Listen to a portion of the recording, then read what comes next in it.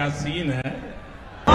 এবং যারা আসছেন তারা জানেন যে এখানে ঠাকুরের ডাক ছাড়া আসা যায় না এবং আচ্ছা সঙ্গমে গঙ্গা যমুনা সরস্বতীর সঙ্গম, এখানে এই সঙ্গমে আজকে আমি ডুবকি মারলাম, বাবার জন্য তর্পণ করলাম।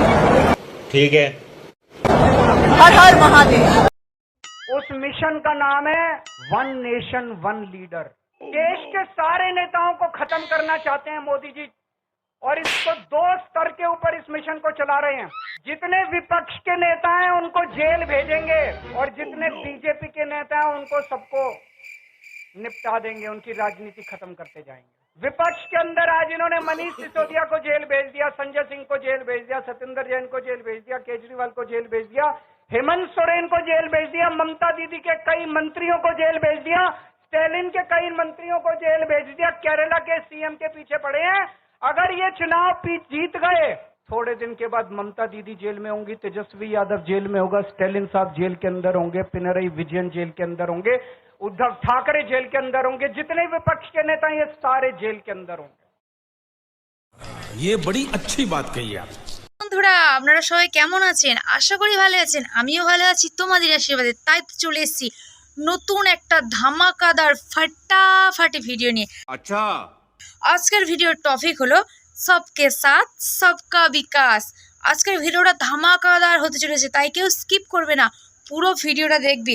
কি বলে? ওই মমতা ব্যানার্জি কুদৃষ্টিতে ওই কেজরিওয়ালকে সাপোর্ট করলো, অর্থাৎ শনির কোপ পড়ে গেল, কেজরিওয়াল ধাপাস হয়ে গেল। মোদি गजब बेइज्जती है। পিসি পিসি আফজাল কাকু বলছে তোমার ওই নজর পড়েছে কেজরিওয়ালের উপর, মানে কেজরিওয়ালকে তুমি সাপোর্ট করেছো, সেই জন্য 25 বছর পর ঝপাস করে পড়ে গেল। আরও কি কি বলছে আফজাল কাকু তোমার নামে, সেটা তুমি শুনে নাও। পরে হাওয়াই চটি, পরে সাদা শাড়ি, কিন্তু তার আলালের ঘরের দুলাল, তার ভাইপোর এমন গুত্তনি দেবো না, এমন গুত্তনি দেবো না। আছি, তার তো মজাক করা বাড়ি আছে। আর একা মমতা ব্যানার্জি নিজে সাদা শাড়ি আর হাওয়াই চটি আর হাতে দামি ঘড়ি, হ্যাঁ, থাকলেই কি একদম সতী সেবতী হয়ে যায়? কি বলে? আফজাল কাকু বেশি কিছু বলছে না, বলছে তোমার ভাইপো মজাক করা ঘর বাড়িতে থাকে, আর তুমি সেই কিনা হাওয়াই চটি আর একটা সাদা শাড়ি পরে মানে লোককে একটা কেমন একটা ভাব দেখাও আর কি, ওতেই কি তুমি সত্যি সাবিত্রী, মানে এটাই বলতে চাইছে আফজাল কাকু। দেখো আমি কিন্তু কিছু বলছি না, আফজাল কাকুই বলছে। এমন গুত্তনি দেবো না, এমন গুত্তনি দেবো না। ও পিসি পিসি দেখো, আমি তোমার দলে, তোমাকে সব কিছু জানাচ্ছি, তুমি খালি আমাকেই গুত্তুনি দিচ্ছ। ওদিকে তোমার রচুদি, সেই হুগলির রচুদি চারিদিকে ধোঁয়া ধোঁয়া দেখতে পায়, সে তো কুম্ভ মেলায় চলে গেছে স্নান। শুনতে পাচ্ছি নাকি কানাঘুষো, শুনতে পাচ্ছি নাকি বিজেপিতে যোগ দিতে চলেছে তোমার রচুদি। রচুদি কুম্ভ মেলায় গিয়ে কি করছে, পটাপট পটাপট ডুব দিচ্ছে। তুমি একটু দেখে নাও, আর বন্ধুগণ জনগণ রচনাদির কুম্ভ মেলা স্নানটা একটু দেখে নাও তোমরা।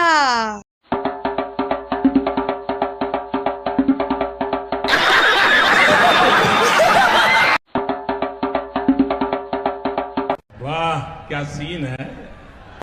এবং যারা আসছেন তারা জানেন যে এখানে ঠাকুরের ডাক ছাড়া আসা যায় না এবং আচ্ছা সঙ্গমে গঙ্গা যমুনা সরস্বতীর সঙ্গম, এখানে এই সঙ্গমে আজকে আমি ডুবকি মারলাম, বাবার জন্য তর্পণ করলাম।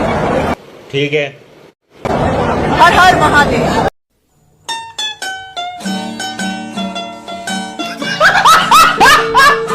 দেখলে তো তোমার রচুদির গঙ্গায় স্নান।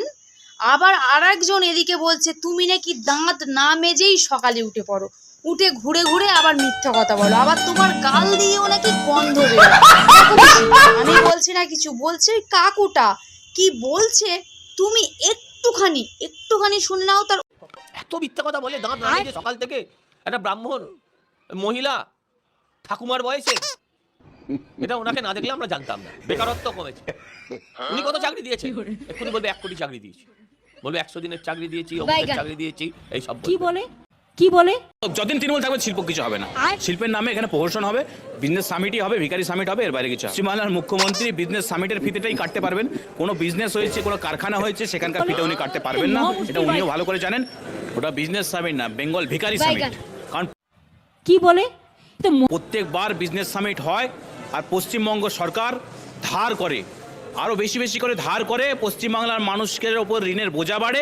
তাই যারা ঋণ করে, কি বলছে তুমি বুঝতে পারছো না? তুমি যে এই 10-12 বছর আমাদের রাজ্যটাকে রাজত্ব করছো আর কি, এখানে শুধু ভাতাতেই তুমি থেমে গেছো। লক্ষ্মী ভাতা, স্বাস্থ্যসাথীর কার্ড, বিধবা ভাতা। আবার তুমি কি বলছো 60 বছর পরে মেয়েরা বিধবা ভাতা পাবেই। মানে তুমি ঠিক ধরেই নিয়েছো যে 60 বছর হয়ে গেলে মেয়েরা বিধবা হয়েই যাবে। তুমি বিধবা ভাতা দিচ্ছ। তুমি যতদিন আছো কোনো কলকারখানা নেই, কোনো চাকরি নেই, কোনো শিল্প নেই, কোনো প্রকল্প নেই। তুমি খালি নেচে নেচে বেড়াচ্ছ, কখনো ঢাক বাজাচ্ছ। এটাই বলতে চাইছে পিসি। এমন গুত্তনি দেবো না, এমন গুত্তনি দেবো না। পিসি তুমি খালি ভালো কথা বললেই গুত্তুনি দাও, মানে নরম জায়গায় গরম দেখাও। ওদিকে তো দিল্লিতে কেজরিওয়াল তোমার বন্ধু, সে তো হেরে গিয়েছে, সেখানে গেরুয়ার ঝড় উঠে গেছে। এবার আমাদের ভারত মানে আমাদের বাংলাতে, আমাদের কলকাতায় কি হবে সেটাই বলছে তো আফজাল কাকু, সেখানেও নাকি গেরুয়ার ঝড় উঠবে। কি বলছে তুমি একটুখানি দেখে নাও চট করে। মোদিজি সবকা সাথ সবকা বিকাশ সবকা বিশ্বাসের উপর দুহাত তুলে মুসলমানরা দোয়া করলো, আশীর্বাদ করলো। তাই আজকে মুসলমান বুথগুলোতে, মুসলমান বিধানসভাগুলোতে বিজেপির জয় জয়কার হলো। এবং আমার বাংলাতে কবে গেরুয়া ঝড় বইবে, বাংলার মুসলমানরা কবে বুঝবে, বাংলার মুসলমানরা কবে জাগবে, বাংলার এই সমস্ত তোহা সিদ্দিকীদের মুখে কবে ঝামা ঘষবে। আজকে আম জনতা মুসলমানরা তো ভোট দিয়েছে, কিন্তু ওখানে দিল্লির ইমাম সাহেবরা ভোট দিয়ে দিয়েছে। মোচমানে পেঁদাপেদি হলো, আরাবুল ভার্সেস শওকত মোল্লা। তারপরে বিল্ডিং হেলে পড়ছে, তারপরে অভয়াকাণ্ড নিয়ে হাইকোর্টে এলো কি না, সঞ্জয়ের ফাঁসি চাই বলে আমার আদালতে এলো, থাপ্পড় খেলো। দিল্লিতে কেজরিওয়াল, এখানে যেমন মমতা ব্যানার্জি সততার প্রতীক ছিল, ওখানে ইমানদারির প্রতীক সেজে উনি ভোট পেয়েছিলেন।